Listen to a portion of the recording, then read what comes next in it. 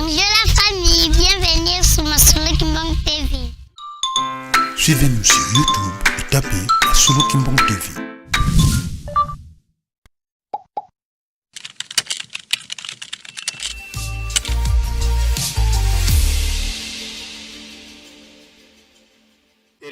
Kukanda dia banlongo twena kintwadi ye bampangiseto bana bamasemeto tulombele kwa mpangiseto lwatutela mana beto mpangiseno mudibundo talufana kyambote faki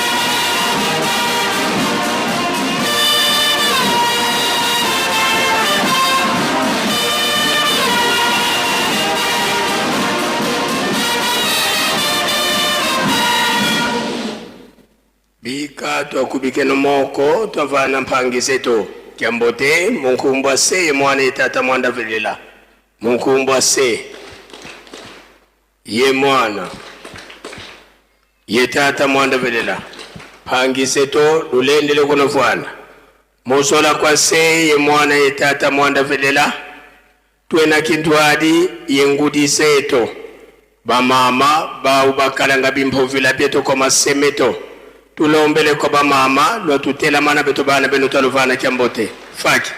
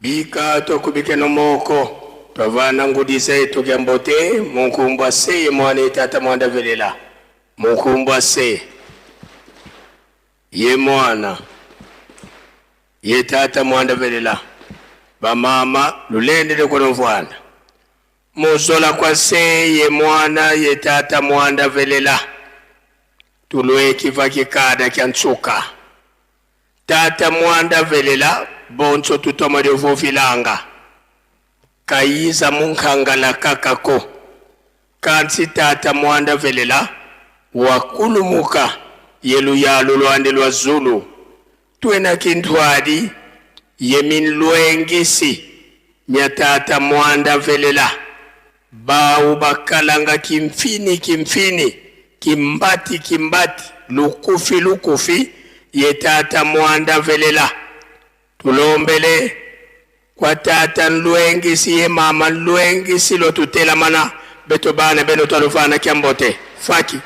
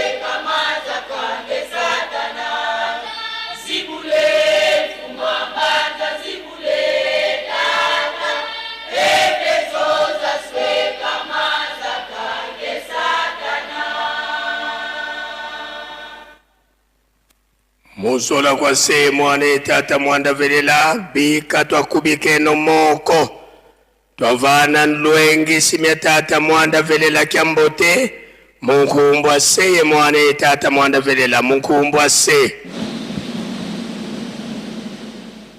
ye mwana ye tata mwanda velela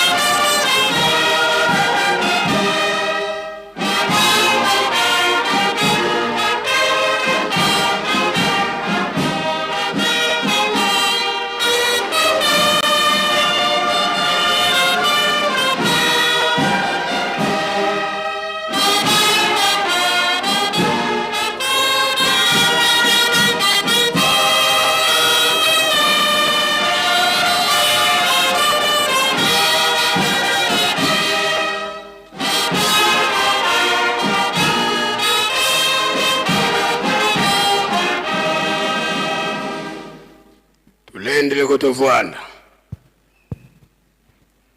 Sedeto tata mfumu ambanza. Beto bana bako tukulombele bakafulu watu sikidikisa.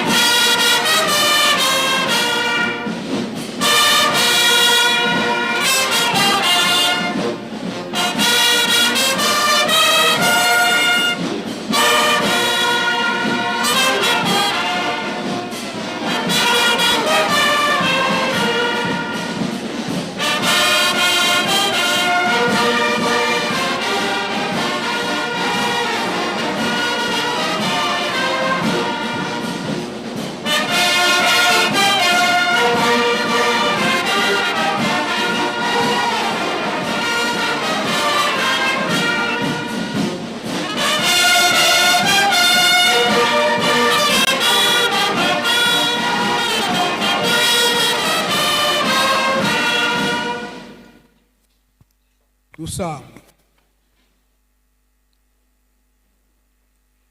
Entsambu zange mfumu wetu Yesu Kristo, yozola kwa mtata nzambi wase, yo untwadi yo mtata mwanda wavelela, bika kwa masikilanga muna yetu tu kwa ya kwa yelemvu.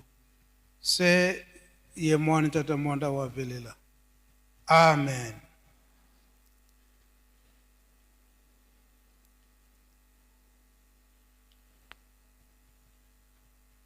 Nkombo ya tata ya mwana pe tata mulungu santu. Lelo tozali na mukolo na yenga. Iza kumona teto komi na date ya le 5 avril dans 2026. Yenga ya lelo ekomi yenga ya ndenge mususu. Tolandi mate na biso ndenge bautikote ya biso. Bana na banzembo mabondeli. Pe oye uti na mukanda ya tata nzambe.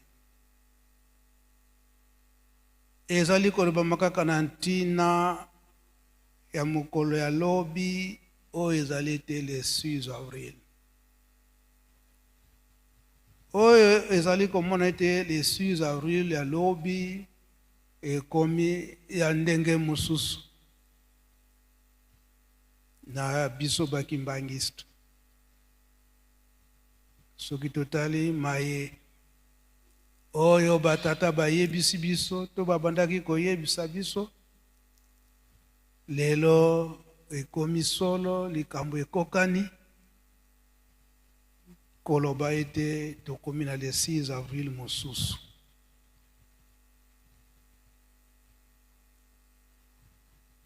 Tolandi ndenge papa Matondo oyo azali envoyé ya cabinet makambo mibale ayebisi biso. Na ntina na mukolo na lobi ya le 6 avril. Abandaki nanu na ndenge musala esalemi. Ndenge tata mulimo santo azokotinda biso chaque fin du mois. Donc, soki bazali kotangela biso, po ete ba encourager biso, te mukolo mususu, to sala pe molende, biso pe batanga ba kombo na biso. Ezali kaka na ntina, ya botongi lingomba tata molimo santo. O bazo koluka, bato motema malamu, to bankwa luzolo la mbote. Pe aye koyebisa biso na ntina, na milulu na biso ya lobi le 6 avril. Denge biso moko tozali komona mboka ndenge nini bongwani bapa ya ndenge nini o sito yambi deja oyo tomoni lelo bongo oyo bakobimbela biso lobi. Tozala bana botosi soki tokanisi message ya papa mfumu Longo, papa Diangienga Nkutima, oyo totiaki na mukolo mibale, oyo mpe totiaki mokolo na carnaval ya biso basurveillant. Donc ekokani mpenza na le 6 avril oyo papa Mfumalongo na ntango wana alobelaka ke tokoyamba bapa ya discipline ezala. Oyo ngai naza koloba ezali ye moko tata molimo mosantu papa Simon Kimbangu ngianga na tindi ngai na ya kobimisa maloba nyonso oyo papa Matondo alobi likambo moko koloba ete banda tozwaki bonsomi oyo ezali ete le 6 avril est commis reconnu awa na RDC journée payée et chômée. Mutu nyonso koloba te akanisa mukolo oyo ya le 6 avril na etinda ya ye moko papa Simon Kimbangu Kiangani ayebisinga te na komsa message yango na biso bandimi ete na bandela nanu histoire yango le 6 avril ndenge nini ebandelaka ntango tozwi bonsomi Belge, tango papa Mfumalongo papa Diangienga alobi ete bakende kozwa nzoto ya papa Simon Kimbangu kuna na Lubumbashi, tolandaki message yango oyo totiaki lobi baezwitaki te kasi ye moko papa Simon Kimbangu lokola ngonga nanu ekokaki te ake kokanga na leta eke batika papa Diangienga te akende kozwa nzoto ya papa Simon Kimbangu. Tozala bana botosi mikolo nyonso ndenge toza kotia bamessage bapapa balingi nini. Mpe ntango tozwi bosomi mboka ntango ezwi bosomi bapapa basengaka na mokonzi oyo azalaka na ntango wana soki bakoki koreconnaître journée ya le 6 avril. Ata kutu papa Simon Kimbangu nani bareconnaître ye te kasi journée ya le 6 avril kasi ekokanaka te. Mokonzi ye apesaki nzela ndenge ezalaka ntango nyonso. Mokonzi soki azwi likambo apesi na parlement nde bakotala likambo yango ekoki to ekoki te. Parlement balobi ete non ekoki kosalama te. Na régime ya mibale to mokonzi ya mibale ya mboka na biso ayaki kokanisa su likambo wana eke na parlement ntango wana na comité central kaka mpona mokolo moko ekokanisa tata Simon Kimbangu ya le 6 avril oyo azwaka mystère abandi musala na ye ya kobikisa mutu nyonso na mpasi waza na yango na nguya ya nkolo Yesu mpe ya tata Nzambe. Kuna na comité central likambo wana esalamaki te kutu posa koloba ete bakanga lingomba tata Simon Kimbangu. Mokonzi ya mboka na ntango wana atombokaka tiens mutu asali malamu mabe nini asali oyo ezali ke likambo ye azwi ezali ya mokili mobimba eza fierité ya mboka na biso boboyi mokolo yango kasi na ntango wana toyebi oyo tozalaka aye koloba mpe mokolo mpe oyo ya le 25 décembre oyo bino bokosepelaka mbotama ya nkolo Yesu na mboka na ngai ekosalama lisusu te. Mpona nini comité central eboyaki journée ya le 6 avril eba reconnaître yango na mboka na ye oyo bamikolo tozalaka ntango wana toyebi. Mais papa Mfumalongo papa Diangienga aza koloba ntango nyonso ete ekomona na kaka na mutu ya motema malamu oyo akolekana ebonga wana, mutu ya motema malamu pe mutu ya makasi oyo akozala na tango wana akobimisa kaka likambo yango. Promese ya papa Diangienga nde yango wana. Yango tango conférence nationale eye kokota kotala makambo ya mboka,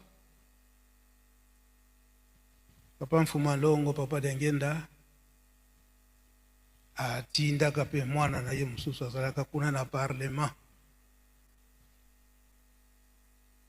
papa honorable Likutu oyo nzoto na mulimo na ye bazali kupema ao na nkamba,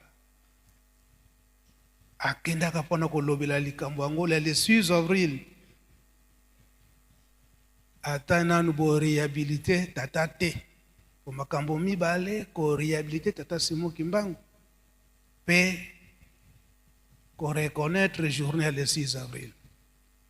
Yango na kosenga nanu révérend elebe bino bozalaki ba témoin ya likambo wana bokolimisa nga makambo nazo kobimisa ye moko tata molimo santu papa Simoki Mbangu kangani atindi nga eke nabimisa historique nyonso oyo po ete biso bandimi tososola likambo ya lobi ya le 6 avril. Donc ekomi na kondima na biso likambo oyo tozali koluka yango. Ndenge nazo koloba boye mingi pe na tango wana bazalaki bayebaki likambo wana, me yango na bengi papa révérend elebe popamba te tango wana bango pe bazalaki proche papa Mfuma Longo bayebaka malamu na likambo wana. E papa Mfuma Longo alobaka likambo nini na tango ndenge elekaka na parlement eke baboyi likambo yango bahololi kutu papa Likutu pona likambo yango. Oui papa pasteur.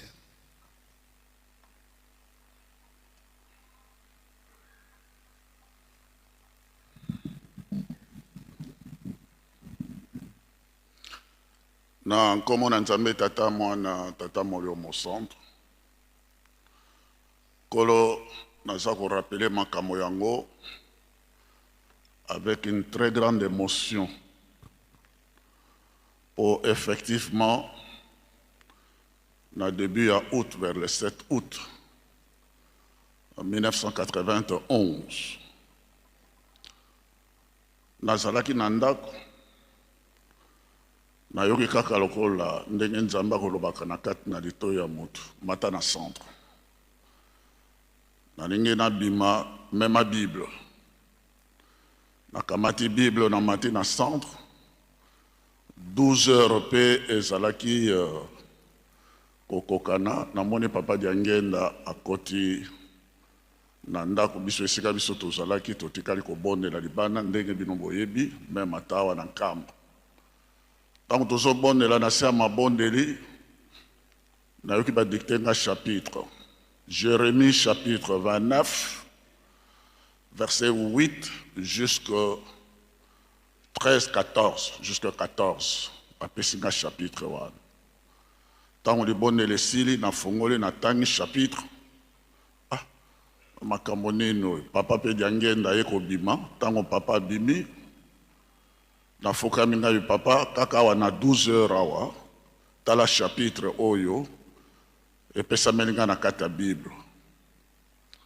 Jérémie chapitre 29 verset 8 jusqu'au 14 alobi tanga yango natangi yango elobi boye: soki mibu tuku sambo ekoki boye koluka ngai na motema moko, boye kosambelela ngai na komizwana na bino, na kolongola pasi oyo bino bozali na yango mpo ngai nazali na baprojet ya pasi te mpo na bino me nazali na baprojet ya esengo mpo na bino me soko mibutu kosambo ekoki boye koluka ngai je changerai votre sort na kolongola pasi oyo nyonso tu bino bozali na yango papa lobi c'est exact makambo towuti kokangisa na 12 heures nde yango wana yo simba chapitre oyo simba bible oyo okomona moto akoya kozwa yango nkolo navandi naza kozela il était 12 heures ti vers 16 heures naye komona feu papa Luntadila ndala za foi il était encore secrétaire général à l'époque aye akeye Epayi na papa kuna na conférence toujours ça la dépliant mais il faut toter à chapitre moko biblique na kati namoni papa Diangienga Tata molio mosanta abengi ngai papa lebe yaka na kei wapi chapitre oyo nga napesaki yo nabi papa yango abipesa yango na papa Luntadila napesi na papa Luntadila ye atangi abi papa chapitre ya kitoko tokomi na 1991 91 mais 1921 1991 mbula tokosamba ekoki pakatani mbango ake kotia yango na kati ya dépliant ya conférence nationale souveraine bat mingi batangi yango mais c'est bien nzambe ako changer sort na biso nzambe ako longola ba passe na biso tout ça mais basosolité le 6 avril 1921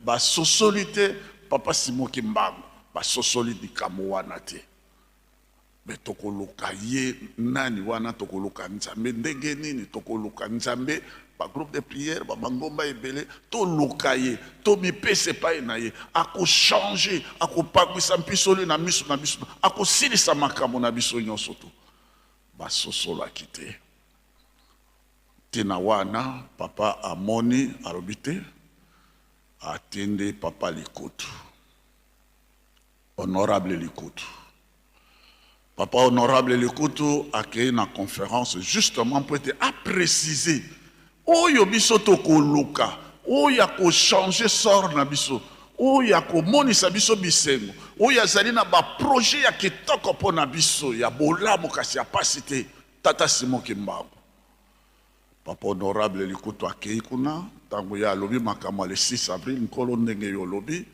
alobi pe makambo ya tata Kimbango au contraire bawololi c'est ça l'histoire bawololi laissez-nous ça laissez-nous ça laissez-nous ça papa alobi tango tokotani na papa alobi mon fils ce n'est qu'une partie remise alobi akiango na français ce n'est qu'une partie remise c'est-à-dire kuna liboso ekosale makaka ce n'est qu'une partie remise vanda na yo nye total événement ndenge biso tout ça kokende bref toye kokoma c'est-à-dire nazoloba ngo avec émotion parce que ti to accompagner papa Mfumalongo papa Diangienga na Genève kuna tozalaki na Genève na maman Marie avania avec tout le respect nanga et encore papa l'écoute tango papa Mfumalongo ateki biso wana tozo bongisa ba makambo nyonso papa l'écoute c'est lui qui a téléphoné à l'ambassadeur Kimbulu oyo azalaki na Belgique na Bruxelles a téléphoné à l'ambassadeur Kimbulu a annoncé que papa Mfumalongo papa Diangienga vient de nous quitter et c'est l'ambassadeur Kimbulu a annoncé na président de l'époque Feu Mobutu le décès de papa kuna na Genève. Bon, je vous épargne à détail. Maintenant, ayez kokoma, toye kokoma, makamouane lekiti, c'est-à-dire, ngaïzo salanga émotion. Pourquoi?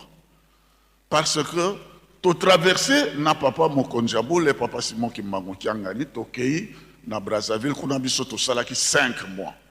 Tango biso toye kozonga awa. Tango biso tozongi 5, mais après ces 5 mois, papa yawa ngana yeko landa yawa na Nkamba.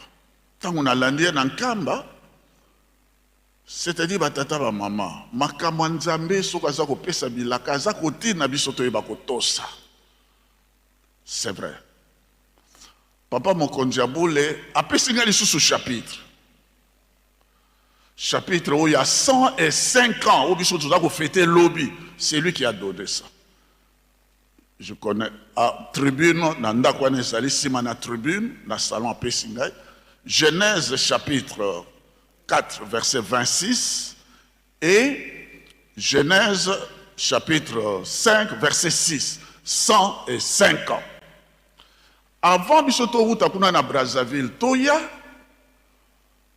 et to traverser, avant de traverser, président de la République, son Excellence Félix Tshisekedi Tshilombo, yende moto a PC, date où il y a le 6 avril, journée chômée et payée, à Bimisi.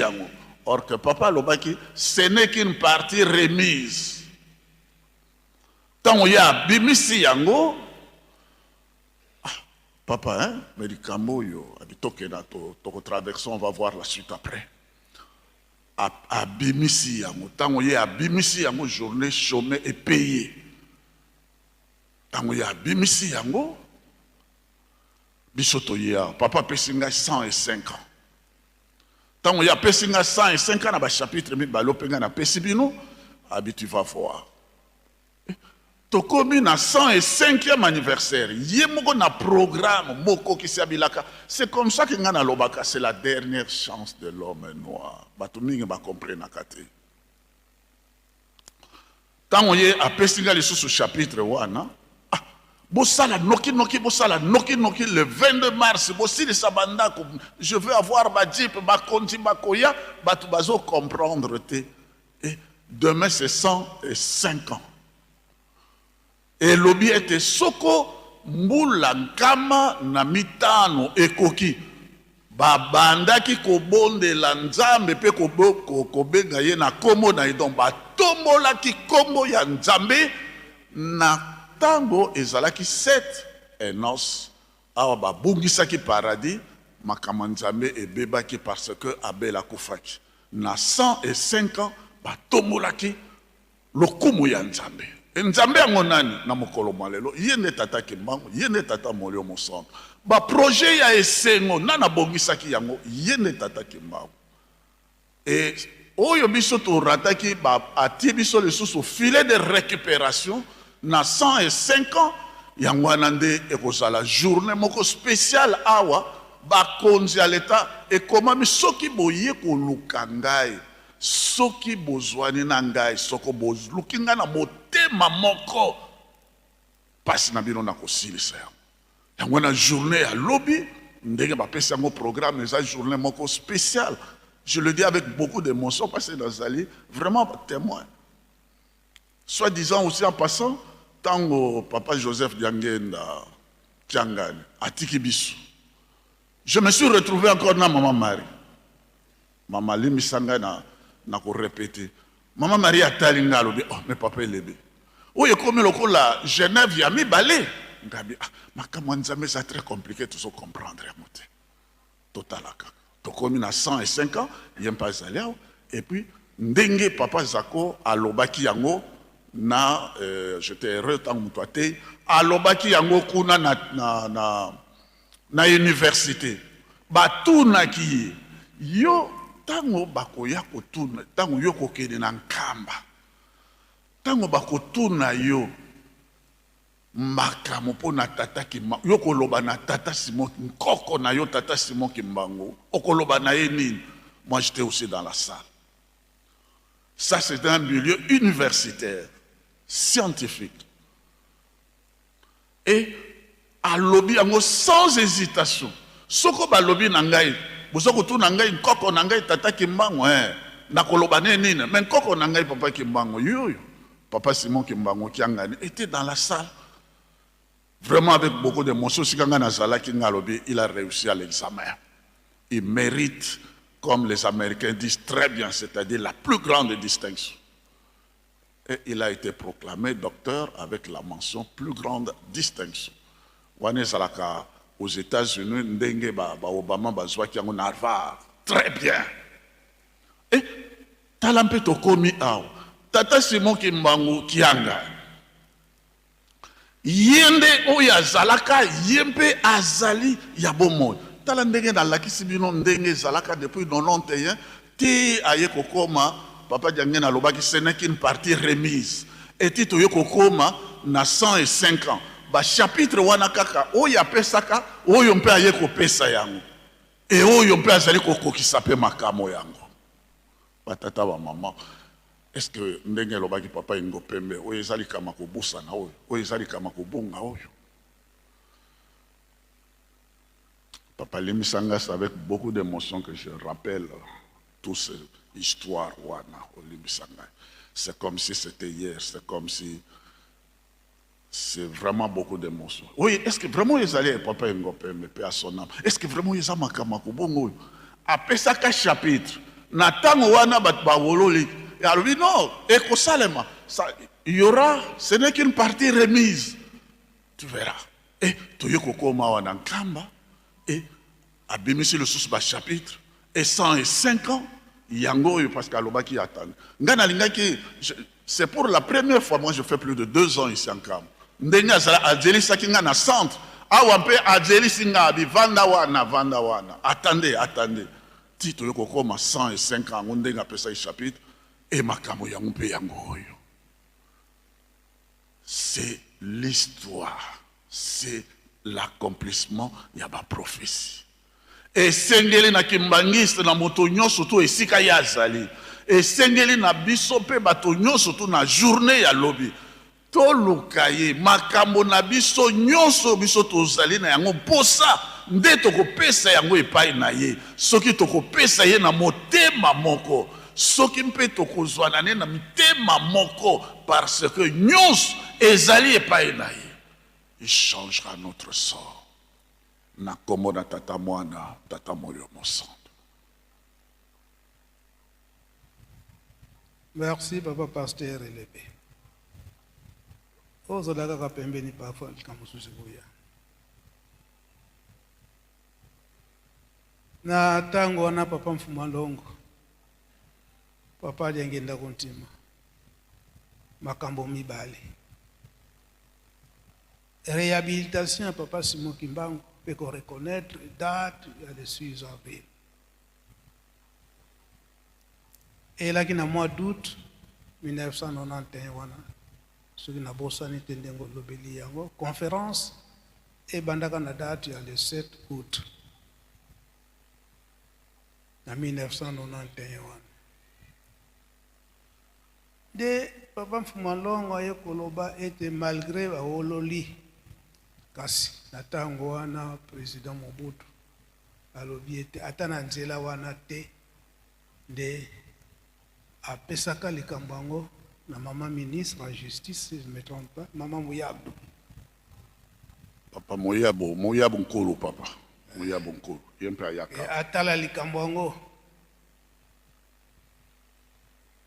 de réhabilitation yekosalama le 12 septembre 1991 kasi regret ya papa Diangienga ke esalamaki te na ndenge ya alingelaki yango de alobaka ete ekosalama après 20 ans nde akordaka papa Diangienga après 20 ans après 20 ans yango nde eyaki kosalama na 4e régime la président Joseph Kabila tout le monde qui était le 3 octobre l'an 2011 oye salamaka na mbanza ngungu mayema monanaka na mbanza ngungu biso nyonso toyebi c'est que likambo oyo papa Mfumalongo papa Diangienga alobaki ekokani kasi oyo mukolo ya reconnaissance ya de 6 avril yango nde mutu etikalaki ye na ntango wana alobaka ete na ntango wana elombe akomonana oyo akoreklame likambo yango ndenge emonanaki na l'an 2011 mpe ndenge papa Diangienga alobelaka yango soki na ntango wana soki ekoki mukolo ya le 6 avril yango imonani ndenge papa elebe alobeli yango na l'an 2021 tango mokonzi ya mboka aye koinaugure musée apesaki programme wana promesse wana kasi ekotaki na parlement aboyaki likambo yango. Pourquoi? C'est 6 avril ezala reconnu journée payée et chômée. Kolobaki te mokonzi ya mboka ndenge balobaka na français a pesé de ses poids dire eke ngai na sinyango na ordonnance loi présidentielle et que journée yango ezala reconnu. Donc c'est que parlement eboyaki yango mais ye mokonzi ya mboka a pesé le likambo wana alobi ete ezala reconnu mokolo yango lelo oyo toza kokanisa lobi le 6 avril oyo gouvernement nyonso tozomona yango ekoti na Yerusalem. Tata maman kimbangiste jeune kimbangiste tokanisa na likambo wana. Donc ndenge toyoki na matei ndenge protocole alobeli yango ba disposition oyo bazwi wana bakolala etamboli na kati na Yerusalem kofanda na kati na temple. Donc discipline ezala eza mokolo moko oyo ezali ete soki obebisi ozwi libabe obongisi ozwi mapamboli na nini na kobomba kaka mibeko ezali mokolo munene mokolo alobi ya le 6 avril oyo ezali te mokonzi ya mboka alobi ete biso nyonso tomipesa na mabondeli biso nyonso musala ezali te kasi bisika tokosalaka na bakompani na leta journée wana bafuta biso mbongo lokola ezalaka bajournée nyonso yango biso bakimbangisi tozosofra na likambo wana ndenge nini mokonzi ya mboka akomi na niveau wana asuki mpe kaka wana te ndenge tomonaki ete papa Diangienga alobela yango mutu moko ya motema malamu de la bonne foi oyo akosala nzela ya nkamba. Makambo nyonso oyo tozokobimisa awa papa Diangienga ndenge alobelaka yango ete ntango tozokoloba bobombaka maloba na biso bageste nyonso toza kosala bobanda koenregistre yango bato na ntembe bakoya ntango bakolobaki papa alobaki ndenge wana te esalamaki ndenge wana te bobimisili ye kaka baarchive nyonso wana na ntango wana soki mpe aza moto ya tembe oyo balobaka na kati na bible ke Saint Thomas na ntango wana akozala convaincu yango batata na bamama ndenge nalobeli yango ngai te me papa simoki mbangukianga ntatindi nga alobi tu papa mbenza limbola makambo nyonso wana ndenge ezaleli tala na kati na lingomba tata molimo mosantu oyo mboka tata simoki mbangu mboka na ye amoni limpasi mikolo boni oyo ezali eke balobi tokanisa mokolo wana tofanda na bandako tosala te kaka journée moko ya le 6 avril papa Diangienga alobelaki yango te elombe akomonana oyo akosalisa nzela tozala na makanisi na esika wana toza kobomba likambo te na esika wana papa pasteur parfois likambo kobakisa ezali lisusu ezali zonga na yo kasi tozala bana na botosi na kosilisa message oyo na kosenga nzembo na papa dirigeant totonda Nzambe sanzola Nzambe alleluya tala mpasi nyonso batata bakoko bamoni batata bamoni bilaka awo ezali kokokana na bonzoto bango baza lisusu te kasi eza kokokana na ntango oyo bisengo wana oyo elakamaki ezali mpo na ngai nayo totonda Nzambe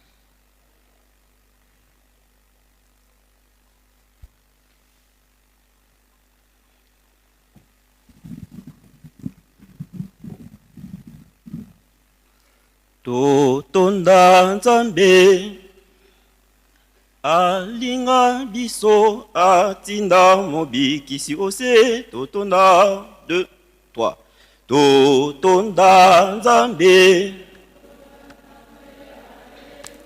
alinga biso atinda mobikisi ose tala esengo yo ye abongisaka elingi komonana totonda Nzambe alinga biso atinda mobikisi ose tala esengo yo ye abongisaka elingi komonana tala nanu bakoko na biso nani ayebaka tokokoma boye tala nanu esika touti bandimi to batela mibeko Alleluia sanzola nkolo talesengwe si ebelemi Alleluia sanzola nkolo talesengwe si ebelemi tala nanu bakoko na biso nani ayebaka tokokoma boye tala nanu esika touti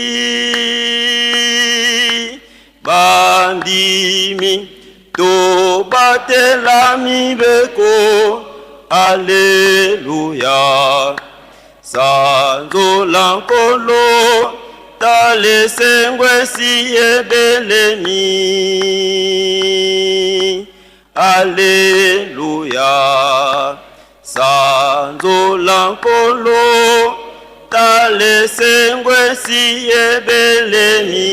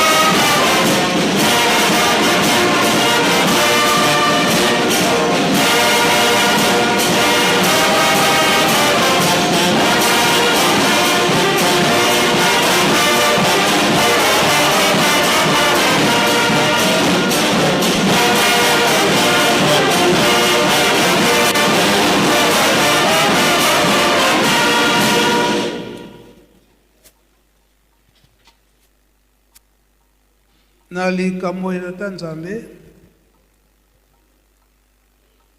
kambo nyonso oyo ezalaka Tata Nzambe apesi elaka ndenge tata molimo papa Simoki Mbangu Nkianga nalobelaki yango na mokolo wana ete Nzambe suka pesi elaka kaka kino fo akokisa yango. Natango wana tolobili likambo ya conférence nationale oyo ezalaka kuna na Kinshasa na ntango 1981. Kaka na ntango wana likambo ya Tata Simoki Mbangu ebimaki pe esengelaki na union sacrée, donc Udps Sengaka ete bakomona papa mfumu longo papa Diangienga Nkutima ina zolo baboye bangomoko papa elebe bayebi papa tukemboso bayebi pe papa mfumu longo a autorisaka na protocole eke likambo te baya kosambela elongo na biso solo bayaka ye moko papa mfumu longo asengaka bango na kata ndako ya Nzambe na centre d'accueil wana soki bazali na liloba bapesa ye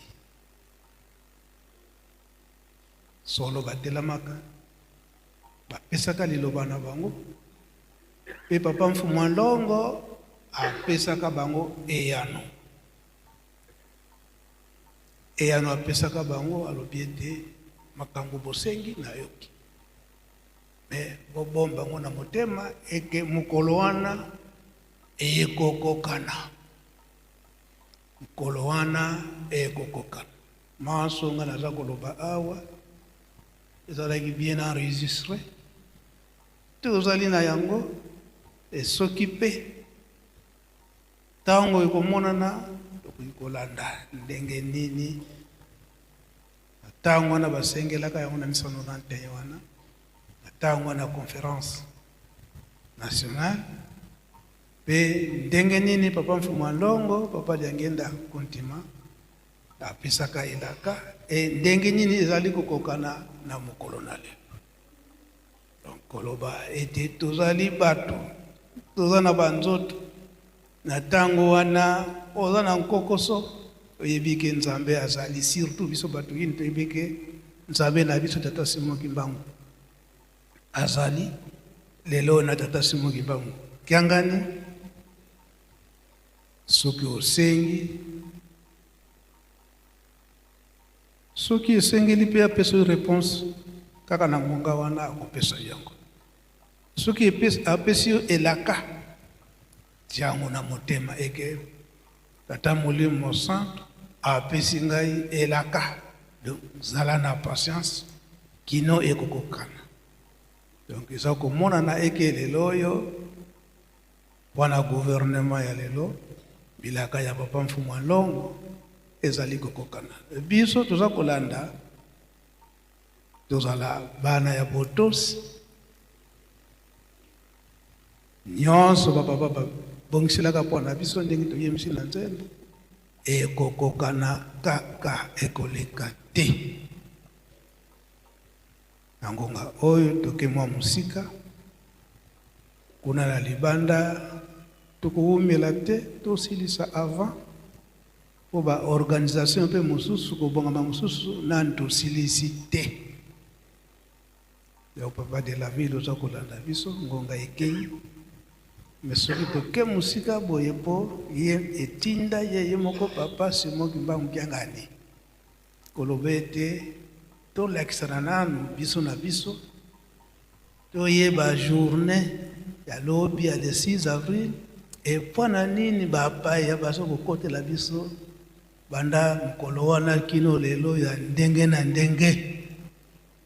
Donc ezali journée ya kozwa mapamboli soki ozalaki na likanisi ya kosala mabe na moninga longola likanisi wana kozwa libabe te ezali fete to yeluselemi ezali mboka ya kozwa mapamboli kasi ya kosala mabe te na kati na bolingo mibeko pe misala onkombo Tata mwa Tata Molimo Santo. Amen.